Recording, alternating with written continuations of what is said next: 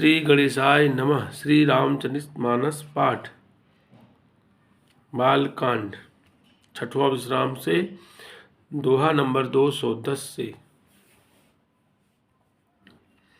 आज मैं ऐसी कथा का वर्णन करने चल रहा हूँ जिसमें गौतम नारी अहिल्या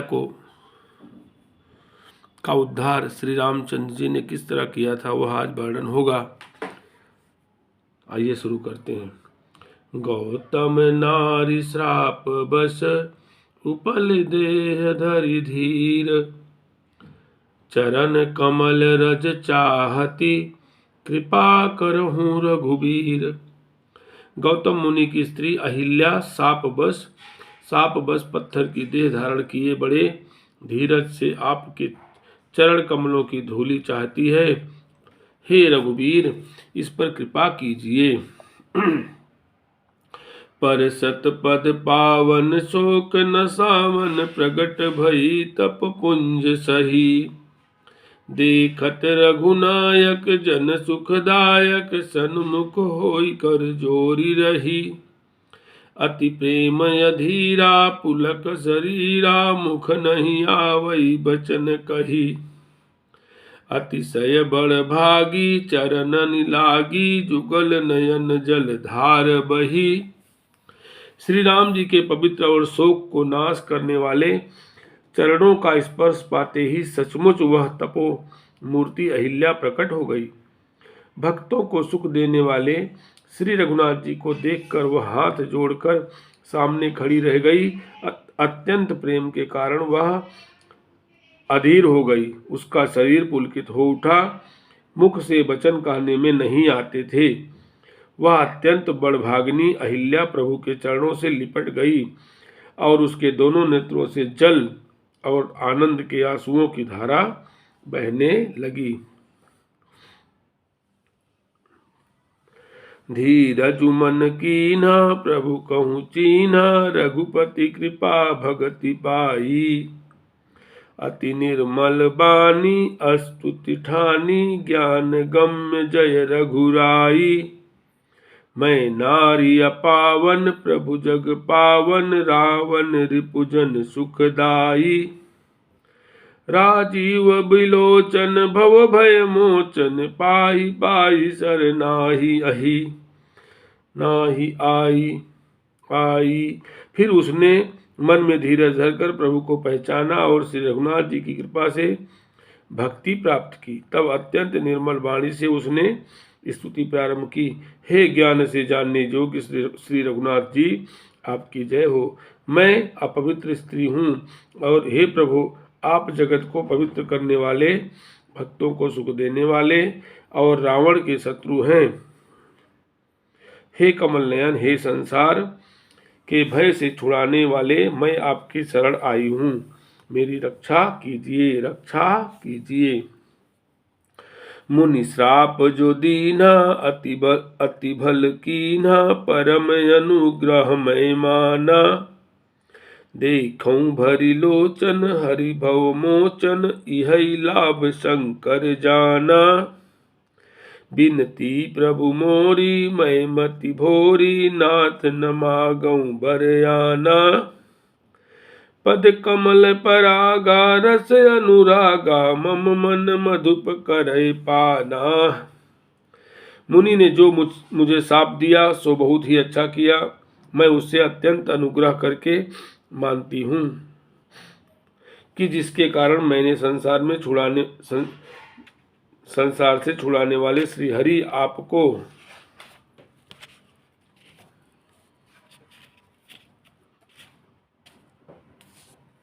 नेत्र भरकर देखा। इसी को शंकर जी सबसे बड़ा लाभ समझते हैं।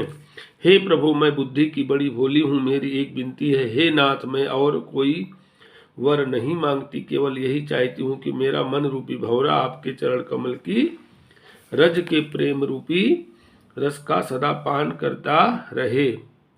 जहि पद सुर सरिता परम पुनीता, प्रगट भई शिव शीस धरी। सोई पद पंकज जहि पूजत यज, मम सिर धर्यु कृपाल हरि। यही भांति सिधारी गौतम नारी, बार बार हरि चरण परी। जो अति मन भावा सो बर पावा, गए पति लोक आनंद भरी।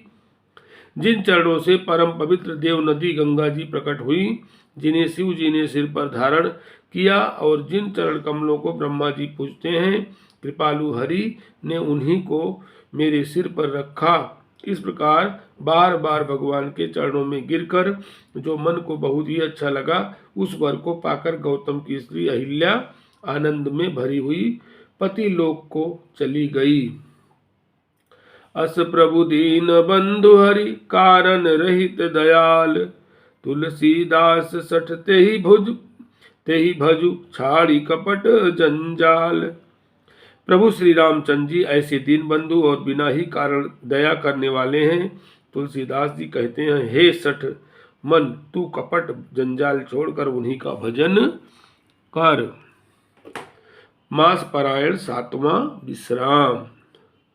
चले राम लक्ष्मण मुनि संगा, गए जहाँ जग पावनी गंगा। गधि सुन सब कथा सुनाई, जही जही प्रकार सुर सरि मही आई। श्री राम जी और लक्ष्मण जी मुनि के साथ चले। वे वहां गए जहां जगत को पवित्र करने वाली गंगा जी थीं। महाराज गाधी के पुत्र विश्वामित्र जी ने वह सब कथा कही सुनाई, जिस प्रकार देव नदी गंगा जी पृथ्वी पर आई थी। तब प्रभु ऋषिन समेत नहाए, विविध दान मही देव निपाए। हरसि चले मुनि वृंद सहाया, बेगी विदेह नगर नियराया। तब प्रभु ने ऋषियों सहित गंगा जी में स्नान किया। ब्राह्मणों ने भांति भांति के दान पाए। फिर मुनि वृंद के साथ वे प्रसन्न होकर चले और शीघ्र ही जनकपुरी के निकट पहुंच गए। पुर रम्यता राम जब देखी, हर से अनुज समेत अभिषेखी। बापी कूप सरित सर नाना, सलिल सुधा सम मनि सोपाना।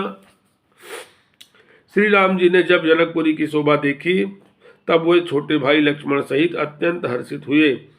वहां अनेकों बावलियां, कुएं, नदी और तालाब हैं, जिनमें अमृत के समान जल है और मणियों की सीढ़ियां बनी हुई हैं। गुंजत मंजुमत रस भृंगा, कूजत कल बहु बरन विहंगा। बरन बरन बिक से बन जाता, त्रिविध समीर सदा सुखदाता। मकरंद रस से मतवाले होकर भंवरे सुंदर गुंजार कर रहे हैं। रंग बिरंगे से पक्षी मधुर शब्द कर रहे हैं। रंग रंग के कमल खिले हैं। सदा सुख देने वाला शीतल मंद सुगंध पवन बह रहा है। सुमन बाटिका बाग बन, विपुल विहंग निवास। फूलत फलत सुपल्लवत, सोहत पुर चौपास। पुष्प वाटिका, फुलवारी, बाग और वन, जिनमें बहुत से पक्षियों का निवास है, फूलते फलते और सुंदर पत्तों से लदे हुए नगर के चारों ओर सुशोभित हैं। बनई न बरनत नगर निकाई, जहाँ जाई मन तहाई लुभाई। चारु बजारु विचित्र अबारी, मनिमय विधि जनु जनु सुकर संवारी। नगर की सुंदरता का वर्णन करते नहीं बनता। मन जहाँ जाता है वहीं लुभा जाता है, रम जाता है। सुंदर बाजार हैं, मड़ियों से बने हुए विचित्र छज्जे हैं, मानो ब्रह्मा ने उन्हें अपने हाथों से बनाया है। धनिक बनिक बर धनद धनद समाना, बैठे सकल वस्तु लय नाना। चौहट सुंदर गली सुहाई, संतत रहै सुगंध सिंचाई। कुबेर के समान श्रेष्ठ धनी व्यापारी सब प्रकार की अनेक वस्तुएं लेकर बैठे हैं। सुंदर चौराहे और सुहावनी गलियां सदा सुगंध से सिंची रहती हैं। मंगलमय मंदिर सब केरे, चित्रित जनु रतिनाथ चितेरे। पुर नर नारी सुभग सुचि संता, धर्मशील ज्ञानी गुणवंता। सबके घर मंगलमय हैं और उन पर चित्र कढ़े हुए हैं, जिन्हें मानो कामदेव रूपी चित्रकार ने अंकित किया है। नगर के स्त्री पुरुष सुंदर पवित्र साधु स्वभाव वाले धर्मात्मा ज्ञानी और गुणवान हैं। अति अनूप जह जनक निवासु बिथ कहीं विबुध बिलोक बिलासु होत चकित चित कोट बिलोकी सकल भुवन शोभा जनुरोकी। जहाँ जनक जी का अत्यंत अनुपम निवास स्थान है, वहाँ के विलास को देखकर देवता भी थकित हो जाते हैं। कोट को देखकर चित्त चकित हो जाता है, मानो उसने समस्त लोगों की शोभा को रोक रखा है। धवल धाम मणिपुर पट सुघटित नाना भांति सिय निवास सुंदर सदन शोभा किमि कही जाति।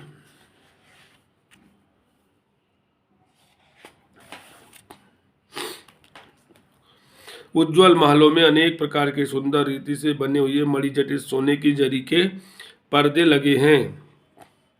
सीता जी के रहने के सुंदर महल की शोभा का वर्णन किया ही कैसे जा सकता है। सुभग द्वार सब कुलिस कपाटा भूप भीर नट मागध भाटा बनी विशाल बाजी गजशाला है गए रथ संकुल सब काला। राजमहल के सब दरवाजे सुंदर हैं, जिनके वज्र के किवाड़ लगे हैं, हीरे जड़ित, हीरे चमकते हुए। वहाँ मातहत राजाओं, नटों, मागधों और भाटों की भीड़ लगी रहती है। घोड़ों और हाथियों के लिए बहुत बड़ी बड़ी घुड़सालें और गजशालाएं, हिलखाने बनी हुई हैं, जो सब समय घोड़े, हाथी और रथों से भरी रहती हैं। सूर सचिव सेनप बहुतेरे नृप गृह सरिस सदन सब केरे पुर बाहिर सर सरित समीपा उतरे जहाँ तहाँ विपुल महिषा। महीपा बहुत से सूरवीर मंत्री और सेनापति हैं, उन सबके घर भी राजमहल सरीखे ही हैं। नगर के बाहर तालाब और नदी के निकट जहाँ तहाँ बहुत से राजा लोग उतरे हुए डेरा डाले हुए हैं। देखी अनूप एक यवराई सब सुपास सब भांति सुहाई कौशिक कहो मोर मन माना यहाँ रही रघुवीर सुजाना।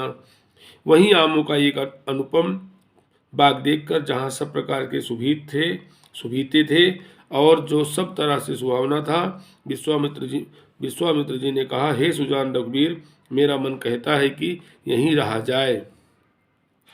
भले ही नाथ कही कृपा निकेता उतरे तह मुनि वृंद समेता। विश्वामित्र महामुनि आए समाचार मिथिलापति पाए। कृपा के धाम श्री रामचंद्र जी बहुत अच्छी स्वामिनी कहकर वहीं मुनियों के समूह के साथ ठहर गए। मिथिलापति जनक जी ने जब यह समाचार पाया कि महामुनि विश्वामित्र आए हैं, संग सचिव सुचि भूरि भट भूसुर बर गुरु ज्ञाति चले मिलन मुनि नाय कहीं मुदित राउ यही भांति।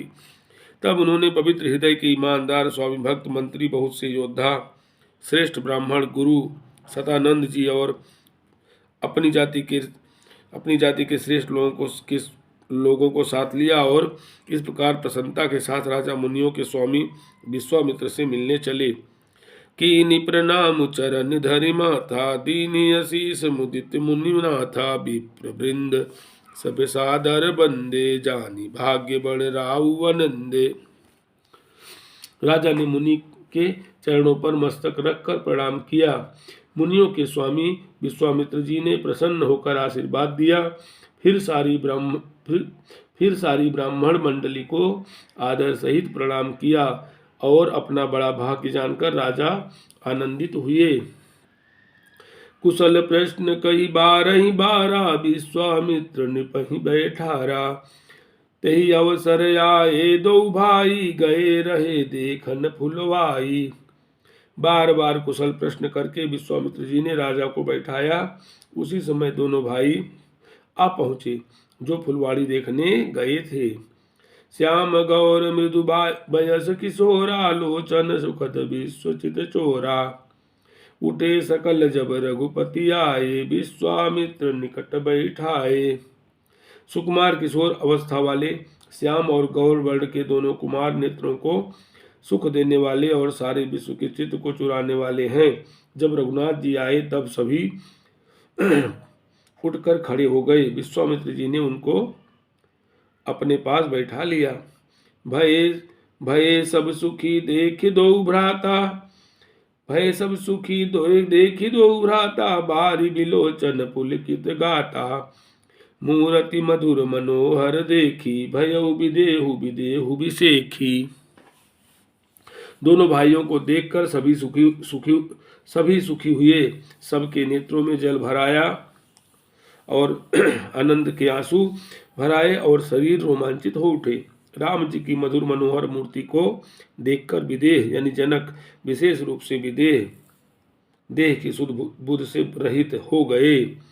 प्रेम मगन मनु जानि नृपो, कर विवेक धरि धीर, बोले मुनि पद नाई सिरु गद गद गिरा गभीर। मन को प्रेम में मग्न जान राजा जनक ने विवेक का आश्रय लेकर धीरज धारण किया और मुनि के चरणों में सिर नवाकर गदगद गंभीर वाणी से कहा, कहाउ नाथ सुंदर दो बालक, मुनि कुल तिलक की निपकुल बालक, ब्रह्म जो निगम नेति कही गावा, उभय बेश धरि की सोई आवा। हे नाथ, कहिए ये दोनों सुंदर बालक मुनि कुल के आभूषण हैं या किसी राजवंश के पालक, अथवा जिसका वेदों ने नेति कहकर गान किया है। कहीं वह ब्रह्म तो युगल रूप धरकर नहीं आया है। सहज विराग रूप मनु मोरा, थकित होत जिम चंद चकोरा, ताते प्रभु पूछऊं सति भाऊ, कहऊ नाथ जन करहूं दुराऊ। मेरा मन जो स्वभाव से ही वैराग्य रूप है, इस तरह मुग्ध हो रहा है जैसे चंद्रमा को देखकर चकोर। हे प्रभु, इसलिए मैं आपसे सत्य भाव से पूछता हूँ। हे नाथ, बताइए, छिपाव न कीजिए। इनहि बिलोकत यति अनुरागा, बर बस ब्रह्म सुख ही मन त्यागा। कह मुनि बिहसि कहो नृपनी का, बचन तुम्हारा न होई अलीका। इनको देखते ही अत्यंत प्रेम के बस होकर मेरे मन ने जबरदस्ती ब्रह्म सुख को त्याग दिया है। मुनि ने हंसकर कहा, हे राजन, आपने ठीक यथार्थी कहा, आपका वचन मिथ्या नहीं हो सकता। ए प्रिय सबई जहाँ लगी प्राणी, मन मुस्काई राम सुनु बानी, रघुकुल मन दशरथ के जाए, मम हित लागी नरेश पठाए।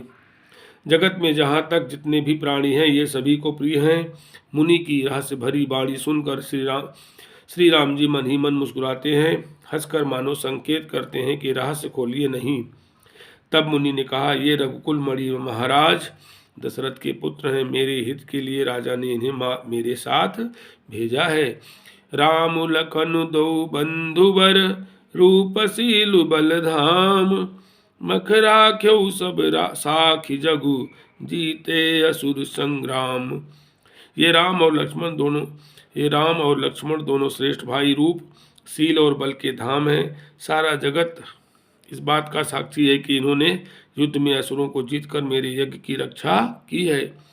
मुनि तव चरण देखि कहराऊ, कही न सकऊं निज पुण्य प्रभाऊ, सुंदर श्याम गौर दो भ्राता, आनंदहूं के आनंद दाता।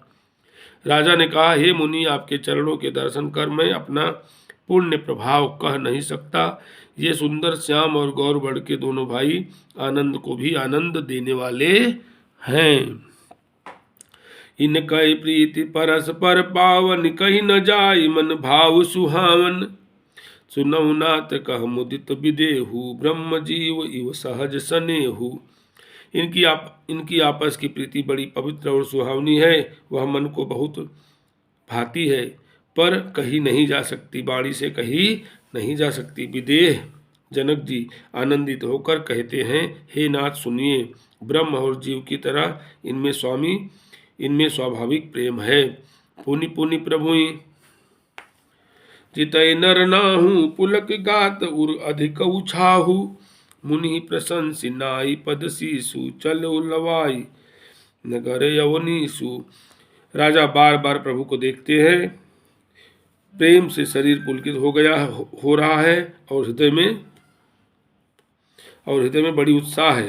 बड़ा उत्साह है। मुनि की प्रशंसा करके और उनके चरणों में सिर नुमाकर राजा उन्हें नगर में लिवा चले। सुंदर सदन सुखद सब काला, तहाँ बासुलय दीन भुआला। करि पूजा सभी विधि सेवकाई, गयऊ राव गृह विदा कराई। एक सुंदर महल जो सब समय सुखदायक था, वहां राजा ने उन्हें ले जाकर ठहराया। तदंतर सब प्रकार से पूजा और सेवा करके राजा विदा मांगकर अपने घर गए। ऋषय संग रघुवंश मणि, करि भोजन विश्राम। बैठे प्रभु भ्राता सहित, दिवस रहा भर जाम। रघुकुल के शिरोमणि प्रभु श्री रामचंद्र जी ऋषियों के साथ भोजन और विश्राम करके भाई लक्ष्मण समेत बैठे। उस समय पहर भर दिन रह गया था। लखन हृदय लालसा बिसेखी, जाय जनकपुर आई देखी। प्रभु भय बहुर मुनि सकुचाही, प्रगट न कहीं मन ही मुस्काही। लक्ष्मण जी के हृदय में विशेष लालसा है कि जाकर जनकपुर देखावें, परंतु प्रभु श्री रामचंद्र जी का डर है और फिर मुनि से भी सकुचाते हैं, इसलिए प्रकट में कुछ नहीं कहते, मन ही मन मुस्कुरा रहे हैं। राम अनुज मन की गति जानी, भगत बचतला हिय हुलसानी। परम विनीत सकुच मुस्काई, बोले गुरु अनुशासन पाई। अंतर्यामी श्री रामचंद्र जी ने छोटे भाई के मन की दशा जान ली। तब उनके हृदय में भक्त वत्सलता उमड़ आई। वही गुरु की आज्ञा पाकर बहुत ही विनय के साथ सकुचाते हुए मुस्कुराकर बोले, नाथ लखनपुर देखन चाहई, प्रभु सकोच डर प्रगट न कहीं। जौ राउर आय सुमय पावऊं, नगर दिखाई तुरत ले आवऊं। हे नाथ, लक्ष्मण नगर देखना चाहते हैं, किंतु प्रभु के डर और संकोच के कारण स्पष्ट नहीं कहते। यदि आपकी आज्ञा पाऊं तो मैं इनको नगर दिखलाकर तुरंत ही ले आऊं। सुनि मुनि से कह बचन सप्रीति, कसन राम तुम राखऊ नीति। धर्म से तु पालक तुम दाता, प्रेम विवश सेवक सुख दाता। यह सुनकर मुनीश्वर विश्वामित्र जी ने प्रेम सहित वचन कहे, हे राम, तुम नीति की रक्षा कैसे न करोगे। हे तात, तुम धर्म की मर्यादा का पालन करने वाले और प्रेम के वशीभूत होकर सेवकों को सुख देने वाले हो। बोलो सियावर रामचंद्र की जय। पवन सुत हनुमान की जय।